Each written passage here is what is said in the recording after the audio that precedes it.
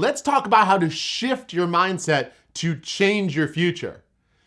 One of the biggest opportunities that we have is to change the way that we think and view that which we desire. So let me give you an example. Many times we have a goal, a desire, a wish, a want that is here, okay?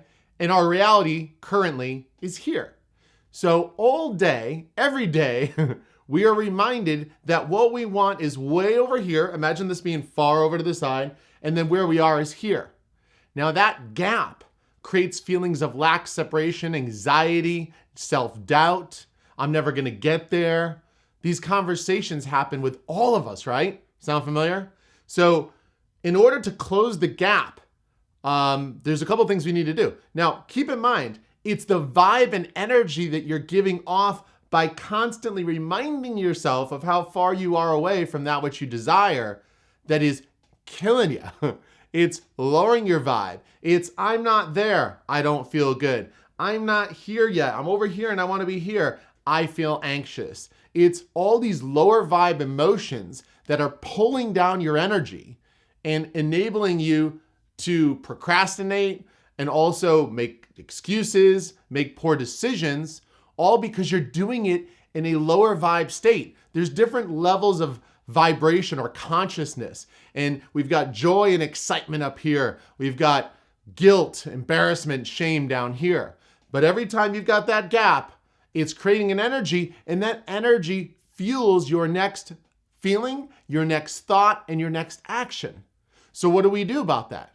Well, I'm going to tell you right now. Well, my name is Dr. Jay Kavanaugh of thevibemindset.com, where we help you elevate your emotions, raise your vibe by guiding your mindset and creating the vibe that you need to shift your life in the right direction. So let's get into it. Now, if something is this far away, the key is to close the gap. How do you close the gap? I always think of the alphabet, and you'd be like, what? How does the alphabet have anything to do with this? It's just a convenient, easy reminder. So hear me out. So when I'm here, I say, okay, if this is A, where I am right now, current reality is A, and where I want to be is Z, instead of feeling that Z is so far away, I'm going to say, well, where's B? Where would B be? Where would B be on that continuum, that scale, right? So B would be right about here. Okay, well, what is B? B is the next logical step in order for me to get to that endpoint. I mean, think about it. If you decide that you want to build a house, think about how many steps are involved in it. I mean, it's deciding where you're going to live, what size, how many bedrooms, who's going to be your electrician, general contractor, colors. I mean, it's endless. So if you were to think every day, oh my God, I want a house, I want a house, I want a house, and I'm not there, what you do is you start by saying, all right, let's take one baby step to head in that direction. So when we do that, you have to understand there's a couple things. One, when we talk about this, it gets us clear, crystal clear on what we need to do next.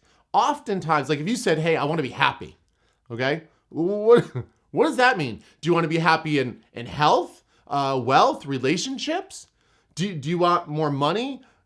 Does that mean you're going to spend less? Does that mean you got to make more? Do you got to get a different job? Specificity is the key. So we start with specificity. So we realize we want to get from A to B, and we say, what's one of the smallest, most ridiculous, borderline ridiculous things that I can do that will inch me closer to my desire and my goal? And not only that, but make me feel accomplished, make me feel momentum, make me feel proud that I set an intention as to what I wanted to do and I did it, which is the fundamental root cause of what inspires confidence, okay? So you see, what we're trying to do is we're trying to create the energy and feelings that are necessary to propel us. It's almost like putting fuel in our tank so that we can drive down the road to our destination. So let's go back to it. So now all of a sudden, I want to go to this end point. So I say to myself, the smallest step I can do is this. Okay, now when I say small steps, let me be very clear on small steps.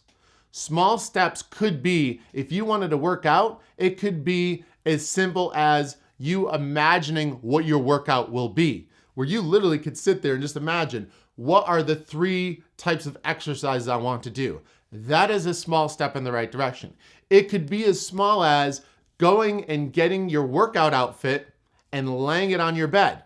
That is a ridiculously small step in the right direction, okay? So it's these micro steps, not even small, micro, super tiny. And then what happens is this: you start to break down barriers. You start to remove resistance. And then what happens is, as you're going through this process, you're like, well, I mean, I already pulled out my workout outfit. You know what? Maybe now I'll put it on. I'm not sure what my workout's gonna be. I'll put it on. So then you put on your workout outfit, and then all of a sudden you might be like, well, you know, I don't know, what kind of workout will I do? But then all of a sudden you don't even realize it, but you've created momentum. And the way you've created momentum is by getting started and starting small. That is the key. And then once you get from A to B to C to D, there might be a point where there's a drop off, okay? So you have to understand, motivation goes in waves. If you ever listen to BJ Fogg, he talks about motivation in waves. So you might get from A, B, C, maybe even hit D. You might only get from A to B. However, when the motivation stops and you all of a sudden say, oh, this is going well, but all of a sudden I've got to stop, take a break.